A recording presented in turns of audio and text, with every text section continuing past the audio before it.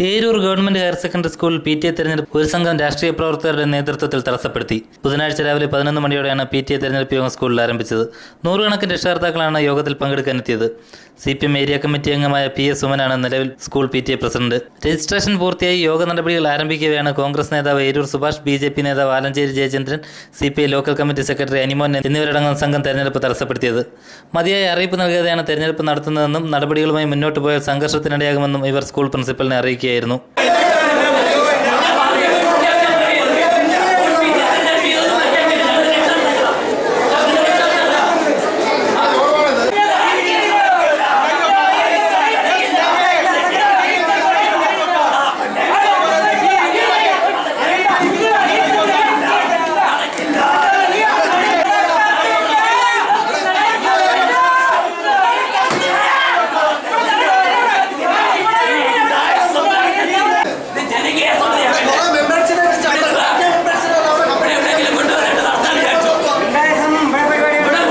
എന്നാൽ 14-ാം തീയതി നോട്ടീസ് വിദ്യാർത്ഥികൾ വഴി എല്ലാ വീടുകളിലും എത്തിച്ചിട്ടുണ്ടെന്ന് school principal S. Sreela live വാർത്തയോട് പറഞ്ഞു.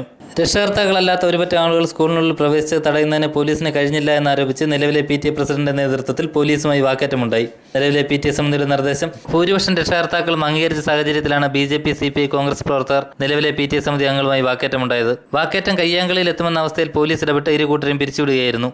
തെരഞ്ഞെടുപ്പ് മാറ്റിവെച്ചതിനെ തുടർന്ന് രക്ഷിതാക്കളെ പിരിച്ചുവിടാൻ പോലീസ് ശ്രമിച്ചതും വാക്കേറ്റത്തിനിടയായി.